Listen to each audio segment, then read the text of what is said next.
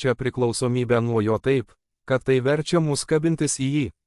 Visa savo gyvybę, ji traukia mus į tėvą, ji neatstumia mūsų iš baimės.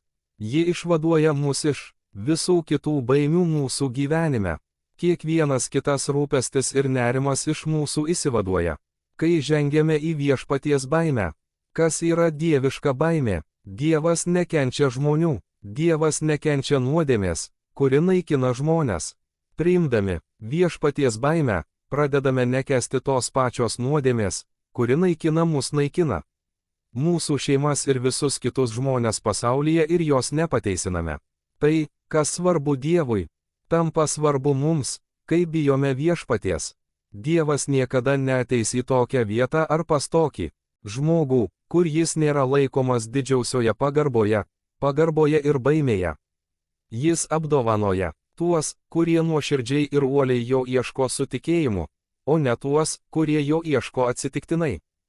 Didžioji bažnyčios dalis tapo bejėgė ir prarado savo liudijimą todėl, kad praradome viešpaties baimę, todėl praradome Dievo buvimą, kuris yra pakankamai galingas, kad pakeistų ir perkeistų gyvenimą. Kodėl tiek daug žmonių save sieja su Jėzumi, tačiau lieka nepakitę? Taip yra todėl, kad per viešpaties baimę nebuvo pasiekta juos pakeisti galinti galia. Dievo buvimą traukia pagarba, šventa baimė ir tikras garbinimas. Tai būtina sąlyga, kad jį patirtume. Pa 34, 7 RANGE 9 NKJV. Viešpaties angelas apsupo tuos, kurie jo bijo, ir juos išgelbėjo. O, paragaukite ir pamatysite, kad viešpats yra geras, palaimintas žmogus, kuris juo pasitiki. O, bijokite viešpaties, jo šventieji, nėra nepritekliaus tiems, kurie jo bijo. Viešpaties malda prasideda žodžiais: Tėv mūsų, kuris esi danguje, tezį šventas tavo vardas. Pašlovintas reiškia bijomas, gerbiamas, didžiai gerbiamas. Apreiškimo 1, 10, 12 RANGE 17 NLT. Buvo viešpaties diena, ir aš garbinau dvasioje. Staiga išgirdau už savęs garsų balsą, panašų į trimitą. Atsisukęs pažiūrėti, kas man kalba, pamačiau 7 auksinius žibintus. Žibintų viduryje stovėjo kažkas panašus į žmogaus sūnų. Jis vilkėjo ilgą apsiaustą, su auksinė juosta ant krūtinės. Jo galva ir plaukai buvo balti kaip vilna, balti kaip sniegas. Jo akys buvo tarsi ugnies liepsnos. Jo kojos buvo tarsi poliruota bronza, išgryninta krosnyje, o balsas griaudėjo kaip galingos vandenyno bangos. Dešinėje rankoje jis laikė 7 žvaigždes, o iš jo burnos kyšojo aštrus dviešmenis kalavijas. Jo veidas buvo panašus į saulę visu savo spindesiu. Jį išvydęs, kritau jam po kojomis lyg miręs. Bet jis uždėjo ant manęs savo dešinę ranką ir tarė: Nebijok, aš esu pirmasis ir paskutinysis. Jonas, kurį Jėzus mylėjo ir kuris padėjo galvą Jėzui ant peties, vos pažvelgęs į Jėzų jo šlovėje, puolė prie jo kojų kaip miręs. Tai Dievas, kuriam tarnaujame ir kurio bijome, prieš kurį drebame. Kuo labiau Jonas bijojo viešpaties, tuo labiau viešpats jam atsiskleidė. Šis Jono apsireiškimas tęsėsi ir tęsėsi, nes jis ir toliau pakluso viešpačiui. Mato 10, 22 NLT. Ir visos tautos jūsų neapkęs, nes esate mano sekėjai. Bet kiekvienas, kuris ištveria iki galo, bus išgelbėtas. Jėzus sakė, kad svarbu ne tai, kaip pradedame, bet kaip baigiame. Per pastaruosius 20 metų 40 milijonų krikščionių tapo ateistais arba agnostikais. 20 milijonų vien per pastaruosius 4 metus nuo COVID laikų dėl spaudimo, o jie neturėjo jokių apsaugos priemonių. Adomas ir Ieva vaikščiojo Dievo akivaizdoje. Jie buvo šalia, Dievo net mylėjo jį, bet, nebijodami jo, nuėjo į nepaklusnumo ir neteisybės griovį. Jie lengvabūdiškai ir nerūpestingai priėmė Dievą savo pražūčiai. Pats šėtonas buvo Dievo akivaizdoje prie paties Dievo sosto ir viešpaties nebijojo, todėl puolė kartu su savimi. nusinešdamas trečdalį angelų. Psalmių 25:14 TLB. Draugystė su Dievu skirta tiems, kurie jį gerbia bijo. Tik su jais jis dalijasi savo pažadų paslaptimis. Dievas nėra visų draugas, bet visi yra pakviesti draugauti su Dievu. Bažnyčioje yra du tikinčiųjų tipai. Yra tie, kurie bijo viešpaties ir palaipsniui tampa Dievo draugais, kai jis su jais kalba ir dalijasi savo paslaptimis, ir jie kasdien vis tvirčiau prie jo prisiglaudžia. Yra ir tokių, kurie atsitiktinai su juo bendrauja ir viešpaties nebijo net jei sako, kad jį myli. Taip. Nėra. Abraomas ir jo sūnėnas Lotas, du teisūs vyrai. Izaijo 41:8 NLT. O tu, Izraeli, mano tarne, Jokūbai, mano išrinktasis, kilęs iš Abraomo, mano draugo pradžios 22:12 ESV. Jis tarė, nenuleisk rankos ant berniuko ir nieko jam nedaryk, nes dabar žinau, kad tu bijai Dievo, nes neatstumiai nuo mane savo sūnaus, savo vienintelio sūnaus. Abraomas buvo vadinamas Dievo draugu, nes buvo Dievo išbandytas, tai Jėzaus pranašystė. Abraomas žinojo Dievo paslaptis, nes bijojo Dievo, nes buvo Dievo draugas. Jis ėjo ten, kur jam liepė Dievas, o Lotas su šeima nuėjo į Sodomą, kur gyvenimas buvo geras, ir jis neprieštaravo tokiam gyvenimo būdui iš pradžių. 2 Petro 2:7 RANG8 AMPC.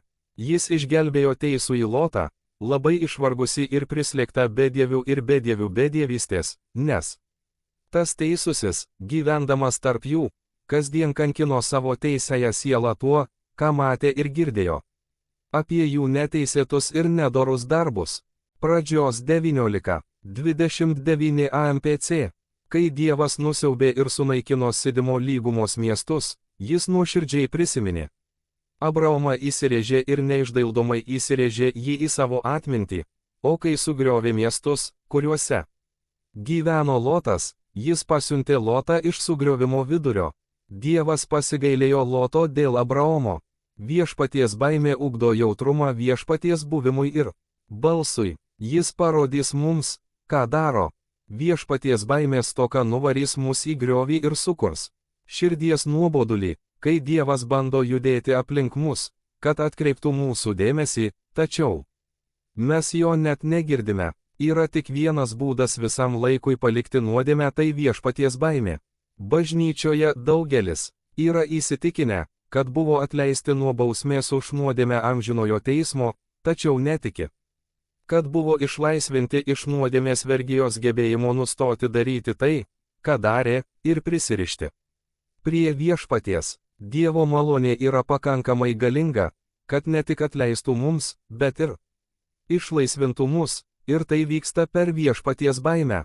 Koks yra viešpaties baimės įrodymas, kai paklūstame Dievui akimirksniu, kai tai neturi prasmės, kai skauda, kai nematome naudos ir kai paklūstame iki galo. Žmonės, kuriems trūksta viešpaties baimės, visuomenė, kultūra, valdžia ir klaidatikiai pamokslininkai nuviliojo nuo viešpaties baimės, visa tai jų pačių pavojui, nes mums sakoma: su baime ir drebėjimu dirbkite savo išgelbėjimą, nes Dievas yra tas, kuris veikia jumyse, kad ir norėtumėte ir darytumėte jo geram norui. Filipiečiams 2:12 NKJV. Turime nebijoti Dievo, bet bijoti, kad jei nepaisysime jo, nekreipsime į jį dėmesio ir nesiremsime juo, neįsilaikysime ir įkrisime į griovį. Todėl mes laikomės įsikibę į jį mus mylintį tėvą. Mato 4:17 AMP. Nuo to laiko Jėzus pradėjo pamokslauti ir sakyti: atsiverskite, keiskite savo vidų senąjį mąstymo būdą, gailėkitės praeities nuodėmių, gyvenkite taip, kad įrodytumėte atgailą, ieškokite Dievo tikslo savo gyvenime, nes prisiartino dangaus karalystė. Jėzus sakė, kad turime pasikeisti, mes negalime likti tokie, kokie esame, turime atsiversti ir tapti naujų žmogumi, negalime susilieti su juo ir toliau užsiimti tuo, ką darėme anksčiau. Turime gimti iš naujo, viskas turi tapti nauja. Šėtonas turi atgailos padirbinį, vadinamą toleranciją. Atgaila yra tai, kas gali mus išgelbėti ir patraukti pas viešpatį. Tolerancija tai klaidinga mintis, kad Dievas mums tiesiog atleis. Kad jis neturėjo omenyje to, ką pasakė, arba, jei ir turėjo omenyje, tai viską dengia kažkoks iškreiptas malonės jausmas, nereikalaujantis iš mūsų keisti savo gyvenimo. Dar vienas žodis, vartojamas šiandieninėje mūsų kultūroje, yra patvirtinimas. Mums sakoma, kad turime tvirtinti dalykus, tvirtinti žmonės, tvirtinti gyvenimo būdą, tvirtinti situacijas, kurios akivaizdžiai neatitinka Dievo žodžių. Viešpaties baimė sako, turiu atgailauti ir pasikeisti dėl Dievo malonės. Ketinu išsižadėti savęs, kasdien imdamas savo kryžių sekti Jėzumi ir jam paklusti akimirksniu iki užbaigimo, kai skauda, net tada, kai nesuprantu. Klastotė sako, Dievas tai toleruos. Jis nebūtų manęs tokio sukūręs, jei jam nepatikčiau toks, koks esu.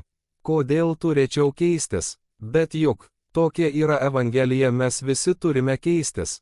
Visi mes stokojame Dievo šlovės, ne vienas. Nesame teisūs. Dievas nėra tolerantiškas, bet jis yra kantrus. Jis netoleruoja, jis iš savo gailestingumo laukia, kad žmonės atgailautų. 2 Petro 3, 9, 10 NLT. Viešpats tikrai neskuba tesėti savo pažado, kaip mano kai kurie žmonės. Ne, jis yra nepaprastai kantrus dėl jūsų. Jis nenori, kad kas nors būtų sunaikintas, bet nori, kad visi atgailautų. Tačiau viešpaties diena ateis netikėtai kaip vagis. 2 Timotiejui 3, 1, 5 NLT. Žinok, Timotiejau, kad paskutinėmis dienomis bus labai sunkus laikai, jie elgsis religingai. Bet atmes galią, kuri galėtų padaryti juos dievobaimingus. 2 Timotiejui 4, 3, 4 AMP. Nes ateis laikas, kai žmonės nepakęs sveiko mokymo ir tikslių pamokymų, kurie jiems meta iššūkį Dievo tiesai, bet norėdami, kad jų ausys būtų paglostytos kuo nors maloniu. Jie susikurs savo daug mokytojų vieną po kito, pasirinktus savo norams patenkinti ir klaidoms, kurių jie laikosi, palaikyti, ir nusigręš nuo tiesos, nukryps į mitus ir žmonių sukurtus prasimanimus ir priims nepriimtinus. Kaip jo tauta turime pasirinkti, ką norime girdėti, ar tai, ką Dievas sako iš tikrųjų. Ar atgailausime, ar sakysime, ne, aš jam viskas gerai. Galatams 1, 8 AMP. Bet net jei mes ar angelas iš dangaus skelbtų jums Evangeliją, priešinga tai, ką mes jums skelbėme, tebūni pasmerktas pražūčiai. Mes visi turime atgailauti, visi turime keistis ir tapti panašūs į Kristaus atvaizdą. Tai, kuo gimėme, nėra tai, kuo jis mus pašaukė būti. Dievas netoleruoja nuodėmės, bet jis yra kantrus, geras ir malonus. Jis pakvietė visus į atgailą. Ir jis yra ten, jis galingas išgelbėti. Galingas išgelbėti ir viešpaties dvasia mes pasitraukėme nuo blogio. Malda, Tėv, Jėzaus vardu mes nusižeminame prieš tave ir tavo žodį. Šiandien atgailaujame dėl šventosios viešpaties dvasios trūkumo. Dieve, dabar renkamės nebijoti tavęs, bet bijoti būti toli nuo tavęs. Dieve, dabar tikėjimu artėjame prie tavęs ir atgailaujame dėl kiekvieno nedoro būdo, kiekvienos nuodėmės, kiekvieno blogio. Būtent dėl tų dalykų Jėzus buvo užkeltas ant kryžiaus, ir mes dabar, paklusdami tau, Jėzaus vardu atidedame juos į šalį. Kaip Abraomas, norime būti tie, kurie paklūsta tau akimirksniu ir iki galo, net kai skauda. Mes renkamės tokį nusiteikimą ir tokį širdies nusiteikimą. Šventoji dvasia, pripildyk kiekvieną iš mūsų, savo galingą ranką išgelbėk ir išvaduok mus iš kiekvienos baimės, kiekvienos nuodėmės ir kiekvienos vergijos savo stebuklus darančią galę, Jėzaus vardu. Viešpatie, savo buvimu prisertink prie kiekvieno iš mūsų, kai priimsime viešpaties dvasią, ir mes nešiosimės tave su savimi visur, kur tik eisime. Viešpatie, mes tave mylime ir gerbėme. Jėzaus vardu. Amen. Tilto bažnyčia Frederiksburgas pastorius Jimmy Pruitt balandžio 30. 2023 serija nėra Perfect People LLOED. Elijas nuo herojaus iki nulio. Elijas buvo toks pat žmogus kaip ir mes. Jokūbo 5:17. Po vienų didžiausių pergalių, kurias kada nors patyrėme, ateina ir didžiausias pralaimėjimo jausmas. Tai tarsi pelnytumėte to uždauną ir sakytumėte. Tai nuostabu Dievas, nuostabus, gyvenimas nuostabus, o iškart po to seka hitas. Jei paklaustumėte bet kurio pamokslininko, jis tai patvirtintų, kad beveik visi Amerikos pamokslininkai atsistatydina pirmadienio rytą iki vidurdienio vėl atsistatydina. Tarnystė visuomet teikia didelį pasitenkinimą, kai atliekate tam tikrus darbus. Mes buvome sukurti būti kaip žmonės būti, bet taip pat buvome sukurti ir daryti. Ir kai darome, kai tarnaujame, nesvarbu, ar tai būtų šlovinimo komanda, ar gamyba, ar šeimininkavimas, ar tarnavimas kam nors bendruomenėje ar draugui, mes jaučiamės tokie atjaunėję ir gyvi. Tačiau būtent tuo metu tampame pažeidžiami, kai atleidžiame savo budrumą, tai atsitinka. Mums Dievas priima mūsų netvarką ir paverčia ją šedevrais. Kaskart įžengę į Tilto bažnyčios šventovę turime pažvelgti į nematomą užrašą ant tuščios sienos. Tobuliems žmonėms neleidžiama ir garsiai tai pasakyti.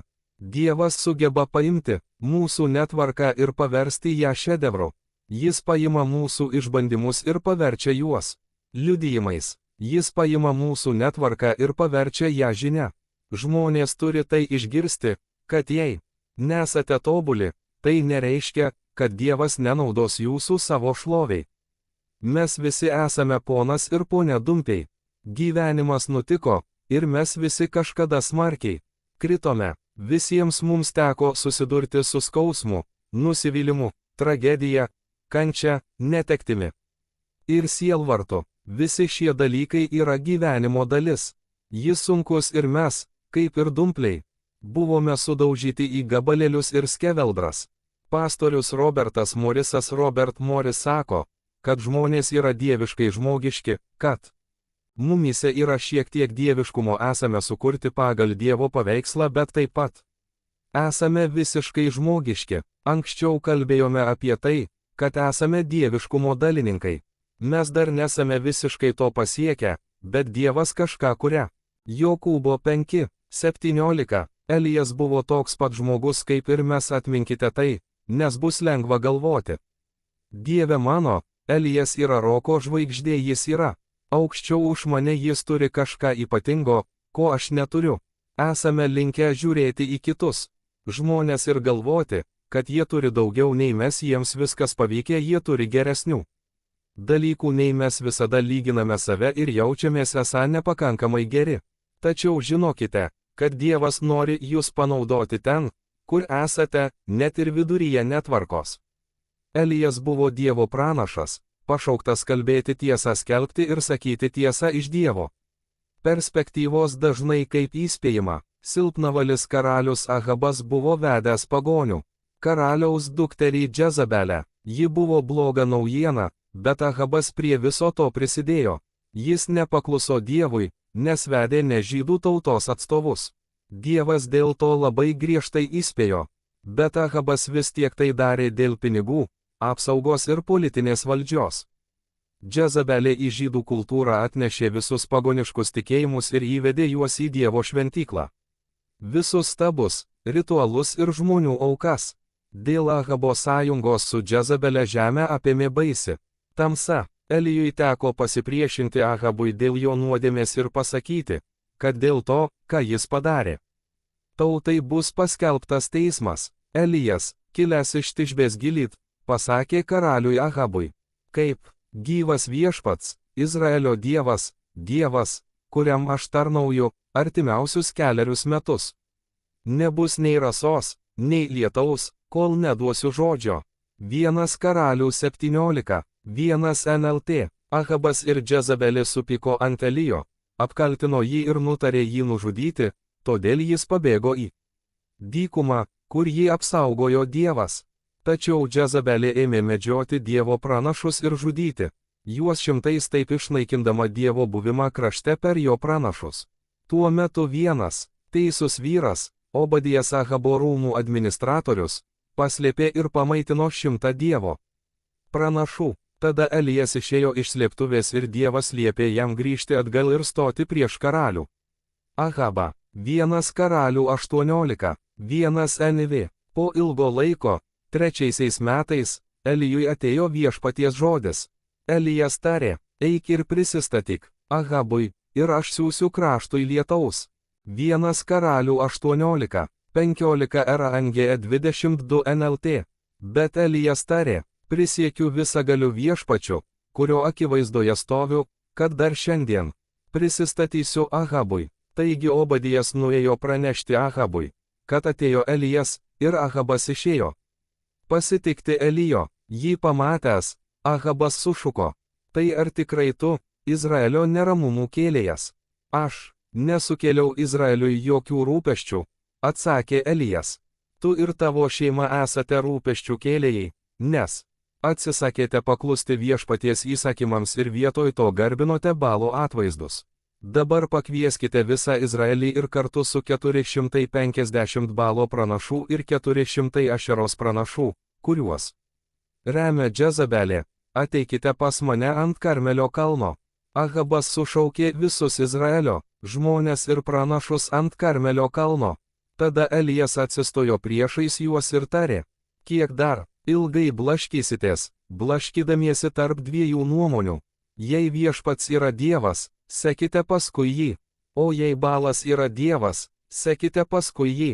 Bet žmonės visiškai nutilo. Tada Elijas jiems tarė, aš esu vienintelis likęs viešpaties pranašas, o Balas turi 450 pranašų.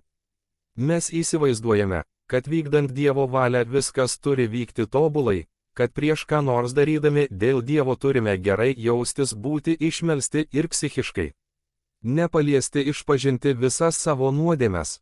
Tačiau tai netiesa. Dievas gali veikti blogiausia. Mūsų diena, kai esame pikti, pavargę ir nenorime ten būti. 1 Karalių 18, 23 RANGE 24 NLT. Dabar atveskite 2 jaučius. Balo pranašai gali pasirinkti kurį nori, supjaustyti jį gabalais ir padėti ant savo aukuro medžio, bet neuždegti. Aš paruošiu kitą jautį ir padėsiu jį ant aukuro medžio, bet jo neuždegsiu. Tada šaukite savo Dievo vardo, o aš šauksiuosi viešpaties vardo. Tas Dievas, kuris atsako padegdamas malkas, yra tikrasis Dievas. Ir visi žmonės sutiko. Elijas taip pat patiria žmogiškų akimirkų, tačiau ta akimirka, kai jis iš tiesų vaikšto dieviškuoju pasauliu, jį įkvepia Dievas. Kai kurie iš mūsų jaučiasi diskvalifikuoti dėl savo žmogiškumo, bet kartais tai, kas atrodo mūsų diskvalifikuojantis dalykas, iš tikrųjų yra būtent tai, ką Dievas panaudos, kad panaudotų mūsų kitų žmonių gyvenime. Nenuvertinkite blogų dalykų, kurie nutiko nesėkmių, klaidingų žingsnių ir nesėkmių. Tai reiškia, kad patyrėte dalykų, kuriuos patyrė ir patiria kiti, ir jiems reikia iš jūsų išgirsti, kad Dievas yra geras visą laiką, ir visą laiką Dievas yra geras net ir blogiausią dieną. 1 Karalių 18, 36 RANGE 39 NLT. Atėjus įprastam vakarinės aukos aukojimo laikui, pranašas Elijas priėjo prie aukuro ir meldėsi, viešpatie, Abraomo, Izaoko ir Jokūbo Dieve, įrodyk šiandien, kad esi Izraelio Dievas ir kad aš esu tavo tarnas. Įrodyk, kad visą tai dariau tavo įsakymu. O viešpatie, atsakyk man, kad šie žmonės žinotų, jog tu, viešpatie, esi Dievas ir kad sugražinai juos pas save. Tuo jau iš dangaus pliūptelėjo viešpaties ugnis ir sudegino jauniklį, medį, akmenis ir dulkes. Ji net nuplovė visą griovyje buvusį vandenį. Tai pamatę, visi žmonės krito veidu į žemę ir šaukė, viešpats jis yra Dievas. Taip, viešpats yra Dievas. Elijas tyčiojosi iš jų ir šaipėsi. todėl turėjo žinoti, kad Dievas pasirodys, nes jei ne, jis bus nužudytas čia pat. Elijas pasitikėjo Dievu ir tuo metu visų akys buvo nukreiptos į jį. Kai jis meldėsi, tuo jau pat nužengė viešpaties ugnis, sunaikinusi auką, medieną, akmenis, dulkes ir visą vandenį. 1 Karalių 19, 1 Rangė 3 NLT. Grįžęs namo Ahabas papasakojo Džezabeliai viską, ką padarė Elijas, įskaitant tai, kaip jis nužudė visus Balo pranašus. Džezabelė nusiuntė Elijui tokią žinią: tegul dievai mane ištinka ir net nužudo, jei rytoj iki šio laiko tavęs nenužudysiu taip, kaip tu juos nužudei. Elijas išsigando ir pabėgo gelbėdamasis. Jis nuvyko į Beešebą, Judo miestą, ir ten paliko savo tarną. Po to, kai Elijas dalyvauja viename didžiausių galios veiksmų, kuriuos kada nors matė žemė, kur visa tauta puolė veidu į žemę ir garbino Dievą. Kodėl tada jis turėtų bijoti Džezabelės? Jis juk pranašas Elijas. Jis buvo dieviškai žmogiškas, jokie tobuli žmonės neleistini. Būna akimirkų, kai veikiame kartu su Dievu, kartu su juo. Kažkas dieviško mumyse, ir per mus paliečiami gyvenimai žmonės keičiasi, karalystė žengia į priekį. Tačiau būna ir tokių akimirkų, kai galime per nanosekundę apsiversti ir tapti itin pilnaverčiais žmonėmis. Dievas žinojo, kad Elijas apsiverks ir supanikuos. Jis puikiai žinojo Elijo žmogiškumą, bet vis tiek juo pasinaudojo. Kai kurie iš mūsų vengia ką nors daryti, net garbinti, nes mūsų žmogiškumas, mūsų kūnas, dalykai, kurie mums nepatinka, sulaiko mus nuo Dievo garbinimo, nes nesijaučiame jo verti. Štai geroji naujiena, kad Kristuje Jėzuje mes tapome Dievo teisumu. Jis padaro mus teisius blogiausią mūsų dieną, blogiausią akimirką, nes tai niekada nebuvo susijęs su mūsų elgesiu, tai niekada nebuvo susijęs su mūsų veikla. Jėzus tuo pasirūpino ant kryžiaus. Biblijoje sakoma, kad jis mirė vieną kartą už visas nuodėmes.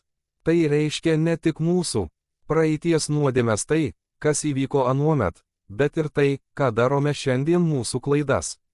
Šiandien esame labiausiai pažeidžiami po didžiausių pergalių. 1 Karalių 19, 4 NLT. Tuomet jis vienas nuėjo į dykumą ir visą dieną keliavo. Jis atsisėdo po vienišu šluotmedžiu ir meldėsi, kad mirtų. Man jau gana, viešpatie, tarė jis, pasiimk mano gyvybę, nes aš nesu geresnis už savo protėvius, kurie jau mirė. Malonė veikia ne tik retrospektyviai. Malonė veikia kiekvieną mūsų gyvenimo dieną. Kiekvieną akimirką, net ir blogiausią dieną. Štai Elijas, kuris išsigando ir bėgo gelbėdamasis dėl savo gyvybės. Jis nuėjo į Beešebą, į olą įsilaižyti žaizdų. Tai galia, kuria priešas naudojasi. Po didžiulės pergalės jis žino, kad esame pažeidžiami, mes prarandame budrumą. Mes norime švęsti pergalę, bet tai taip pat momentas, kai, jei nesame atsargūs, prarandame budrumą. Priešas yra oportunistas. Velnias ieško akimirkos, jis labai kantriai laukia, kada mes nuleisime sargybą, ir bum, štai jis čia. 1 Karalių 19, 13 NLT. Išgirdęs švelnų šnabždesį, Elijas užsidengė veidą apsiaustu, išėjo ir atsistojo prie olos įėjimo. Balsas paklausė: ką tu čia veiki, Elijo? Kartais Dievas užduoda mums tą patį klausimą, kai laižomės žaizdas, skundžiamės sutuoktiniui ar draugui arba verkšlename Dievui. Jam rūpėjo Elijas ne tiek, kur jis buvo fiziškai, bet kur buvo jo širdis, siela ir protas, jo mąstymas. Mes taip pat esame linkę manyti, kad Dievas ateis pas mus epiniu momentu, tačiau dažniausiai tai būna labai švelnus šnabždesys, tylus mažas balsas, ir kol ieškome epinio momento, praleidžiame akimirką, kurią Dievas mums yra paruošęs. Turėtume nustoti persekioti epopėją ir pradėti pažinti Dievą tyloje, ramybėje. Jis nebuvo žemės drebėjime, vėjyje ar ugnyje, jis buvo švelniame šnabždesyje. Dievas atėjo ir kalbėjo jam gyvenimas šalom. Viešpats kalbėjo Elijui ir palietė jį viduryje jo žmogiškumo. Viduryje jo žmogiškumo jis sakė: klausykitės, ką tu čia veiki. Net blogiausia Elijui dieną, kai jis pabėgo, Dievas jam pavedė patepti savo pirmtaką Eliziejų. Kai kurie iš mūsų esame jautęsi neverti būti Dievo naudojami, nes neturime visko. Tačiau tiesa yra ta, kad ne vienas iš mūsų neturi visko kartu. Nustokime lyginti save su visais kitais. Dievas kiekvienam iš mūsų davė juostą, kurią turime bėgti.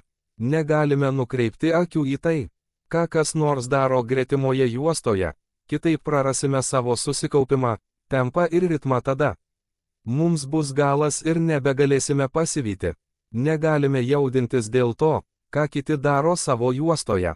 Dievas paskyrė mums savo juostą ir suteikė mums atsakomybę už tą juostą. Gyvenime tai yra įtakos sfera. Dievas aplink mus pastatė žmonės, ir tai yra mūsų įtakos sfera. Mums tenka nuostabi atsakomybė, džiaugsmas ir privilegija tarnauti tiems, kurie ateina į mūsų juostą. Nesijaudinkite dėl kitų žmonių juostų. Mes turime bėgti savo lenktynes ir Dievas mus panaudos blogiausią mūsų dieną. Malda. Tėv, dėkoju tau už tavo žodį. Dėkoju tau už šį nuostabų įvykį, ne pasaką, bet tikrą žmogų, kurio gyvenimas nebuvo tobulas, tačiau jis buvo pateptas Dievo pranašas. Tėv, tomis dienomis, kai atitraukiame akis nuo savo užduočių ir pradedame žvelgti į kitų žmonių užduotis ir jas vertinti, Viešpatie, tomis dienomis mes veikiame kūnu visiškai žmogiškai ir praleidžiame šią akimirką. Tuomet jaučiamės neverti, tarsi nieko negalėtume padaryti, tarsi nebūtume pakankamai geri, vėl viską sugadinome, ir vis dėlto tu ateini ir liepi mums ateiti tokiems, kokie esame, o ne tokiems, kokie galėtume būti. Viešpatie Jėzau, visą tai atiduodame tau ir pasirenkame išeiti iš čia pasiryžę, net ir būdami žmogiški, bendradarbiauti su tavimi ir tavo malon būti panaudoti tavo šloviai. Mes tave mylime ir gerbėme, Jėzaus vardu. Amen. Tilto bažnyčia, Frederiksburgas, pastorius Jimmy Pruitt, rugpjūčio 7, 2022. Daugiau, kur mūsų alkis susitinka su jo pažadais. Efeziečiams 5, 18 NLT, 8 savaitė, dvasinės dovanos praktiškai pritaikomos kasdienėme gyvenime. 1 dalis. Toliau kalbame apie šventąją dvasią ir mokomės kiekvieną dieną pradėti žodžiais: labas rytas, šventoji dvasia. Tai darydami praktikuojame Dievo buvimą, apie kurį brolis Lorenzas rašė keliuose laiškuose 1600-aisiais. Jis buvo vienuolis Ispanijoje, kuris įsiugdė gilų artumą su Dievu, stengdamasis, kad į viską, ką darė, įtrauktų Dievą, šlovindamas jį. Nesvarbu, ar vienuolyno virtuvėje apverdavo omletą, ar net atlikdamas pačius paprasčiausius veiksmus, pavyzdžiui, pakeldamas nuo žemės šakelę Dievo garbei. Tai požiūris, kai Dievas visą dieną yra mūsų smegenų erdvėje, mūsų pažintinėme mąstyme. Nesvarbu, ką darome, nesvarbu, kokį darbą dirbame, ar vairuojame, ar ką nors kitą mes tiesioginė prasme įtraukiame jį į jį. Sutelkdami dėmesį į artumą ir pažindami šventosios dvasios asmenį, mes taip pat pažįstame šventosios dvasios buvimą, tampame budresni jo balsui. Kaip pastorius Jimis sakė anksčiau, žmonės bus keistai prie jūsų prisirišę ir norės papasakoti savo gyvenimo istoriją. Kasdien vis dažniau tai matome, galbūt tai jau vyko, bet neturėjome tam tinkamo objektyvo, tinklelio ar filtro ir neatpažinome to kaip šventosios dvasios darbo. Leiskime nuolat formuoti savo lęšį, kad, įvykiams vykstant, sujungtume taškus ir dabar sakytume: štai kas buvo pasakyta pranašo Joelio ir ant savo tarnų bei tarnaičių tomis dienomis išliesiu savo dvasios apaštalų darbų 2. 16, 18. Kai toliau tuo vaikščiosime, mūsų filtras pasikeis taip, kad matysime šventosios dvasios veiklą ir judėjimą. Taigi mūsų praktikavimas viešpaties buvimo iš tikrųjų yra šventosios dvasios Buvimo, asmens ir galios atpažinimas mūsų gyvenime, kai atpažįstame jos veiklą ir judėjimą, kai ją jaučiame, mes einame tikėjimu, o ne jausmais. Mes remiamės Dievo žodžio tiesa, kad jo buvimas yra su mumis, šalia mūsų, mumyse, per mus ir ant mūsų. Mes neprivalome nieko jausti, bet, kai tai pajuntame, tai malonus priedas. Jo buvimą praktikuojame per šventosios dvasios asmenį, kalbame su juo asmeniškai, dėkojame jam už viską ir pradedame jį įnešti į savo kasdienį gyvenimą. Praeityje šventosios dvasios reikalai paprastai būdavo akcentuojami susirinkimuose, konferencijose ir atgimimo susirinkimuose, tačiau iš tikrųjų dvasinės dovanos ir vaisiai yra praktiški mūsų kasdienėme gyvenime. Turime suprasti, kad šventoji dvasia mums duota ne tik tam, kad krizės metu turėtume kokią nors atramą, į ką ar ką nors atsiremti. Esame linkę manyti, kad Dievo galia, Dievo dvasia skirta tada, kai reikalai klostosi blogai arba kai maldoje reikia didelio dalyko.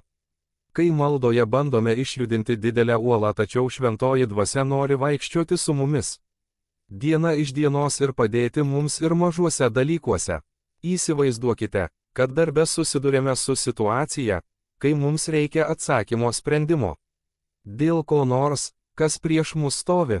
Argi nebūtų nuostabu tiesiog pasakyti: šventoji dvasia, tu esi mano pagalbininkė, ar galėtum suteikti man žinojimo žodį, išminties žodį dėl šios situacijos, ar galėtum šią akimirką apreikšti mums tą dvasinę dovaną, ir gausime atsakymą. Taigi šventoji dvasia yra praktiška, ji gyva, ji nori mums padėti kiekvieną dieną.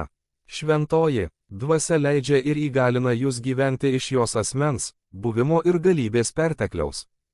Anksčiau kalbėjome apie tai, kad nešiojamės kibirus, ir kai jis mus pripildo, esame nuolat pripildyti šventosios dvasios ir vaikščiodami perpildome jo buvimą, jo gyvenimą, jo gerumą, šventosios dvasios charakterį ir prigimtį, taip pat šventosios dvasios vaisius. Meilė, džiaugsmas, ramybė, kantrybė, malonumas, gerumas, ištikimybė, švelnumas, susivaldymas. Galatams 5:22 ir Angė 23. Visi šie dalykai ištrykšta mums einant per dieną, nes šventoji dvasia yra praktiška. Kasdieniam gyvenimui žmonės keistai traukia prie jūsų, nes jūsų kibirai pripildyti iki kraštų ir perpildyti. 1 Korintiečiams 13, 1 ir Angė 4 NASB. Jei kalbu žmonių ir angelų kalbomis, bet neturiu meilės, tapau triukšmingu gongu ar skambančiu simbolais. Jei turiu pranašystės dovaną ir žinau visas paslaptis bei visas žinias, jei turiu tokį tikėjimą, kad galiu kalnus nuversti, bet neturiu meilės, esu niekas. Ir jei visą savo turtą atiduočiau labdarai ir jei atiduočiau savo kūną, kad galėčiau šlovinti, bet neturėčiau meilės, man tai nieko neduoda. Meilė yra kantri, meilė yra maloninga, ji nėra pavydi, meilė nesigiria, ji nėra arogantiška. Šventosios dvasios dovanomis vaikščioti, patirti, rodyti ir išreikšti jos dovanas jumyse, per jūs ir ant jūsų yra pamatas, sukurtas meilės sėklose. 1 Korintiečiams 13, 13 NASB. O dabar lieka tikėjimas, viltis ir meilė, šie 3 dalykai, bet didžiausias iš jų yra meilė. Jei neturime pagrindo meilėje, niekas kitas neturi reikšmės. Ką Biblija sako apie tai, kaip turime kalbėti tiesą meilėje? Viskas priklauso nuo meilės. Mylėk viešpatį, savo Dievą, visa širdimi, protu, siela ir jėga, o savo artimą mylėk kaip save patį. Viskas priklauso nuo meilės. 1 Korintiečiams 12, 1. Broliai ir seserys, apie dvasios dovanas nenoriu, kad būtumėte neinformuoti. Matome, kaip maža Korinto tikinčiųjų grupė mokosi, auga ir daro klaidų. Kai kuriuose srityse, kuriuose jie augo, jiems nepasisekė. Paulius jiems parašė 3 laiškus, vienas iš jų buvo ankstesnis nei 2 Biblijoje. Žodis dvasia graikų kalboje yra pneumatikos, kuris reiškia vėjas arba kvėpavimas pažodžiui įgalintas kvėpavimo arba vėjo, t.i. galingas šėlstantis. Vėjas galingas savo mastu ir pobūdžiu. Taigi šventosios dvasios tarnystė, gyvenimas ir dovanos yra galingos savo prigimtimi. 4 dvasinių dovanų kategorijos, kurias šventoji dvasia suteikia mums naudoti ir jomis naudotis. Dovanų pasireiškimas 1 Korintiečiams 12. Pasireikšti reiškia tapti akivaizdžiu arba atsiskleisti kažkas, kas dabar matoma arba pastebima, anksčiau to nebuvo, o dabar yra. Taigi pasireiškimo dovanos tai dovanos, kurios atsiranda ir dabar yra matomos bei išreiškiamos. Tarnystės dovanos 1 Korintiečiams 14. Tarnavimo dovanos įgalina jūs atlikti tarnavimo darbą, kuriam esate pašaukti. Kiekvienas iš mūsų, kuris įvardyja Kristaus vardą, kuris sako, kad gimė iš naujo, kiekvienas turi jam prieinamų tarnavimo dovanų. Tai, ką jis mus pašaukė daryti, jis taip pat įgalina mus daryti. Jis nekviečia mūsų ką nors daryti ir nesako, na, sėkmės. Eikite ir gaukite juos, berniuk. Paskambink man, jei manęs prireiks, aš būsiu šalia. Ne jis mums duoda dovanas, kurių mums reikia, įgaliojimus, kurių mums reikia, dvasią pneumatos, kvėpavimą, vėją ir jėgą, kurių mums reikia, kad galėtume daryti tai, kam jis mus pašaukė.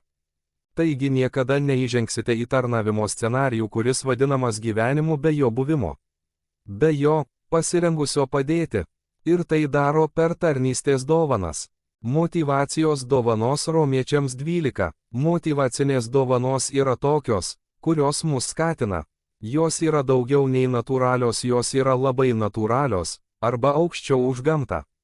Dievas prideda mums savo super ir mes tampame antgamtiniais žmonėmis, vaikštome virš gamtos ir to, kas natūralu. Dvasios dovanos perkelia jūs į kitą gyvenimo lygį. Kasdienėme gyvenime ten, kur gyvenate, dirbate ir žaidžiate tiesioginę prasme antgamtiškai nešiojate Dievo buvimą. Visos šios dovanos yra antgamtinės apimties, o tai labai įdomu. Tarnystės dovanos Efeziečiams 4, kai kuriuose kontekstuose jos dar vadinamos tarnybomis penkiail tarnystė. Jos nėra šventosios dvasios dovanos, bet yra Jėzaus dovanos bažnyčiai. Efeziečiams 4, 11 ir Angė 13. Taigi pats Kristus davė apaštalus, pranašus, evangelistus, ganytojus ir mokytojus, kad parengtų savo tautą tarnavimo darbams, kad Kristaus kūnas būtų statydinamas, kol visi pasieksime vienybę tikėjime bei Dievo Sūnaus pažinime ir subresime, pasiekdami visą Kristaus pilnatvės matą. 1 Korintiečiams 12, 7 ir Angė 11 esv. Kiekvienam duotas dvasios pasireiškimas bendram labui. Juk vienam per dvasią duota išminties, kitam pažinimo pagal tą pačią dvasią, kitam tikėjimo pagal tą pačią dvasią, kitam gydymo dovanos pagal tą pačią dvasią, kitam gydymo dovanos pagal tą pačią dvasią, kitam stebuklų darimas, kitam pranašystė, kitam gebėjimas atskirti dvasias, kitam įvairios kalbos, kitam kalbų aiškinimas. Visa tai suteikia viena ir ta pati dvasia, kuri kiekvienam asmeniškai skiria, kaip nori. Kiekvienas tai kiekvienas iš mūsų, kuris vadinasi Jėzaus vardu, kuris šaukiasi Jėzaus. Tai skirta ne tik mums, bet ir bendram gėriui visiems. Dievas įgalina išlieja dvasią ant mūsų, mumyse ir per mus, kad galėtume tarnauti gyvenimui kitiems dėl bendrojo gėrio. Kai tai veikia, bibliškai vyksta gyvenimas.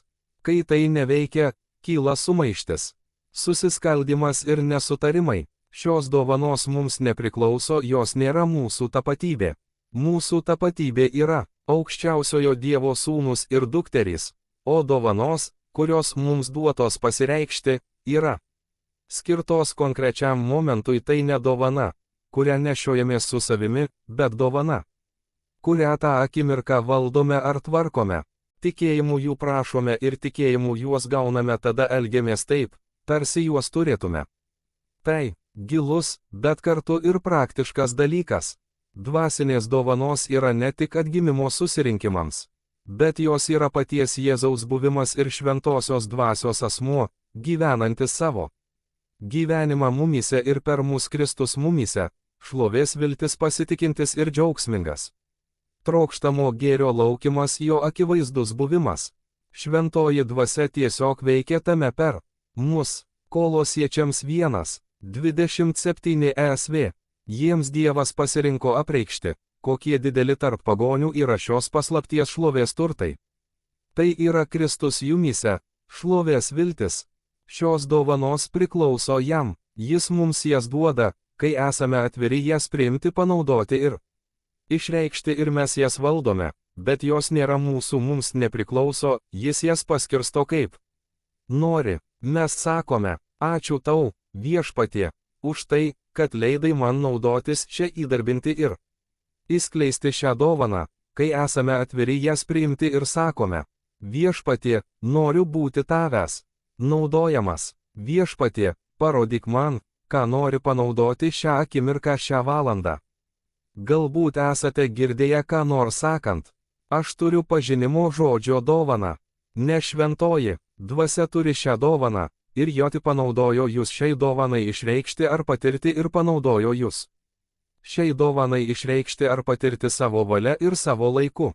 Tai jo dovana, tačiau jei dėl dovanos pradėsite elgtis išdidžiai, jis nebegalės jūsų toliau naudoti toje srityje. Išdidumas yra dovanos žudikas, ir jis užgesins šventosios dvasios veikimą. Jis nori naudoti mus visus. Jūs galite turėti pažinimo žodį, tikėjimą, išgydymo dovanas, stebuklus, pranašystes, dvasių atpažinimo, kalbų ir kalbų aiškinimo dovanas. Joelio 2:28 RANGE 29 ESV. Vėliau aš išliesiu savo dvasią ant viso kūno, jūsų sūnus ir dukterys pranašaus, jūsų seneliai sapnuos sapnus, o jaunuoliai regės regėjimus. Tomis dienomis net ant tarnų ir tarnaičių išliesiu savo dvasią, štai kaip stipriai jis jūs myli mus visus. Dvasios dovanos yra skirtos visiems ir jos yra praktiškos, ir jei Dievas skyrė tiek daug laiko ir davė mums Bibliją, kurioje yra tiek daug informacijos apie dvasios dovanas, kodėl turėtume jų bijoti, arba kodėl turėtume jų nenorėti, kodėl turėtume jas atmesti. Malda. Tėv, Jėzaus vardu dėkoju tau už šventosios dvasios asmens veikimo ir galios privilegiją. Dėkojame tau, kad leidai mums pažinti tave, vaikščioti su tavimi, o dabar išmokyk mus. Viešpatie, išreikšti tave ir rodyti tave savo gyvenime praktiškai, kasdien. Mes tai priimame ir vykdome tikėjimu. Tėv, mes mylime tave ir gerbėme tave. Kokia privilegija šiandien būti kartu.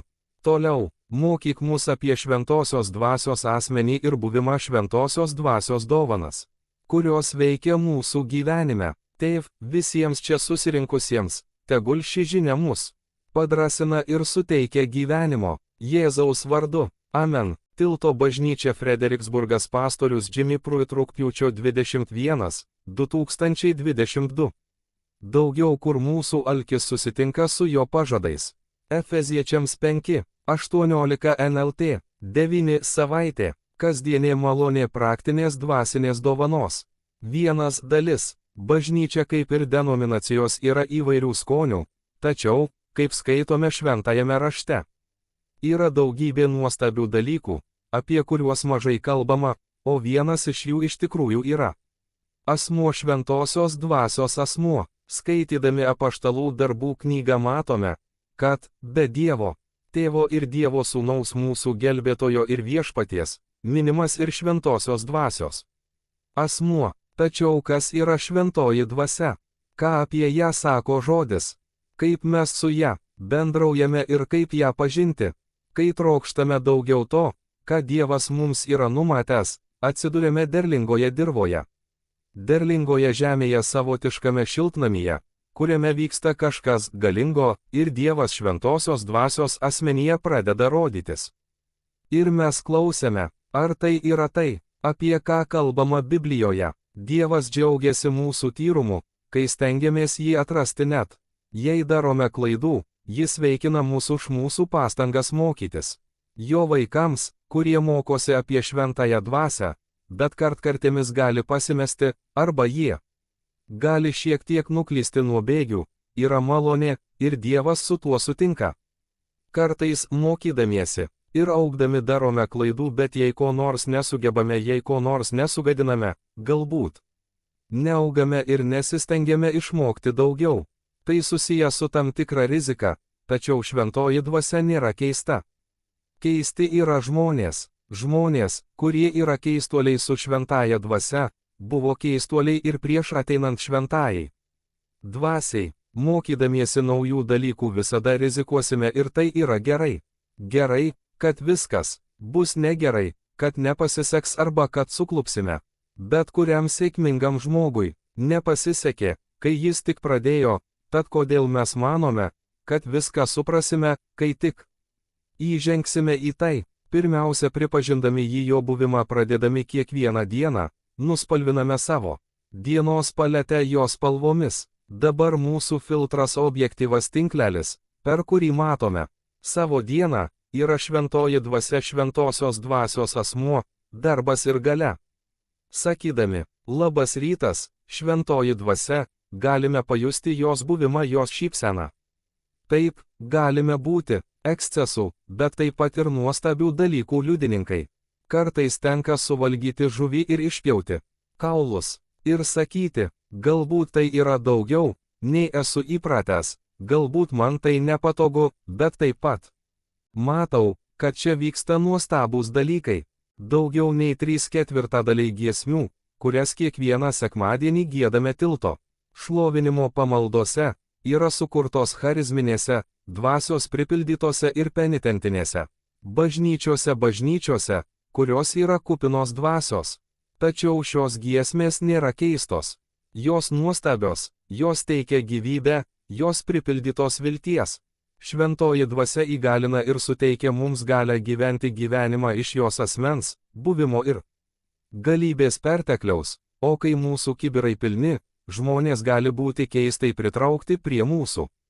Dabar mes esame čia, kad pripildytume savo kibirus, o būdami čia, paskui išeiname ten, kur gyvename, dirbame ir žaidžiame ir nešamės šiuos pilnus kibirus, kurie išteka, persipildo ir įsilieja šventosios dvasios asmeniu. 1 Korintiečiams 13, 1 Range 4 NASB.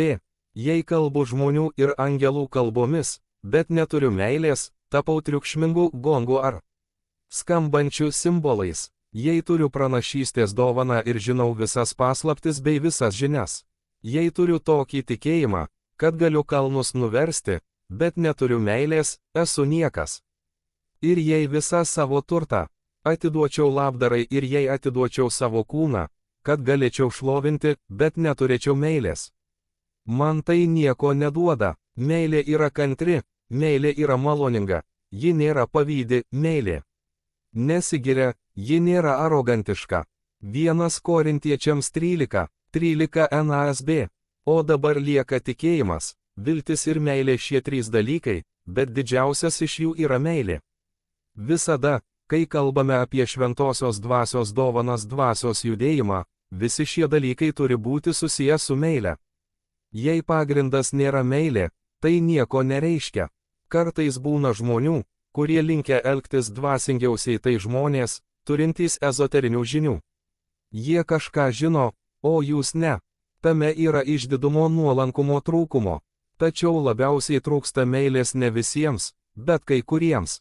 Šie žmonės gali jūs pakerėti savo dvasingumu, kol pasakysite, užteks, nenoriu su tuo turėti, nieko bendra, ir būtent taip priešas įskiepija jums tai, ko jums reikia, šventosios dvasios asmenį. Mums nereikia bijoti šventosios dvasios.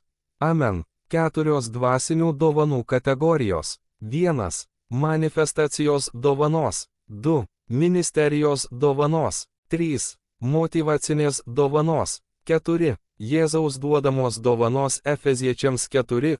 Dovanos arba pareigybės, kurias pats Jėzus paskyrė bažnyčioje Kristaus kūnui statyti, aprūpinti šventuosius tarnystės darbui. Manifestacijos dovanos. 1 Korintiečiams 12, 7 Angė 11 SV. Kiekvienam duota dvasios apraiška bendram labui. Juk vienam per dvasią duota išminties, kitam pažinimo pagal tą pačią dvasią, kitam tikėjimo pagal tą pačią dvasią, kitam gydymo dovanos pagal tą pačią dvasią, kitam gydymo dovanos pagal tą pačią dvasią, kitam stebuklų darimas, kitam pranašystė, kitam gebėjimas atskirti dvasias, kitam įvairios kalbos, kitam kalbų aiškinimas. Visa tai įgalina viena ir ta pati dvasia, kuris skiria kiekvienam asmeniškai. Kaip nori, žodis pasireiškimas reiškia išraišką kiekvienam duota dvasios išraiška. Taip pat parodimas. Korinte tam tikros dovanos buvo iškeltos aukščiau už kitas dovanas. Atrodė, kad tie, kurie rodė vienokias ar kitokias dovanas, turėjo didesnę įtaką ir galę ten esančiose bažnyčiose nei tie, kurie jų nerodė. Pauliui teko rašyti, kad įneštų į tai aiškumo, nes jie ėmė blaškytis ir kilo chaosas. Taigi šiame kontekste jis sako, kad kiekvienam tai reiškia jums ir man duota dvasios išraiška, jos pasireiškimas bendrajam gėriui. Jis duoda mums dovanas, kurios bus naudingos visiems. Nauda, kurią gauname, yra galimybė dalyvauti, bendradarbiauti ir kooperuotis su juo įgyvendinant jo tikslus Kristaus kūne. Mes galime tai daryti dalyvauti. Yra 9 apraiškos dovanos, suskirstytos į 3 kategorijas. Kaip atrodo, kai jos pasireiškia arba yra išreiškiamos. Kalbant apie 9 šventosios dvasios apraiškos dovanas, bet kuris iš mūsų, kiekvienas iš mūsų gali apreikšti bet kurią iš šių malonės dovanų, graikiškai charizma, kaip charizmatinis, kai šventoji dvasia to nori. Tai nėra taip, kad jūs patys jas išjungėte ir įjungėte tiesiog, kai šios dovanos prireikia tam tikrame kontekste, kaip nori šventoji dvasia, ji tą akimirką jums ją suteikia. Tai nėra mūsų dovanos, kurias turėtume laikyti ir arba saugoti. Tai yra mūsų dovanos, kurias turime išreikšti. Ir tai yra jo dovanos, duotos mums valdyti tą konkrečią akimirką. Tai nereiškia, kad būtinai turėsite jas kitą akimirką.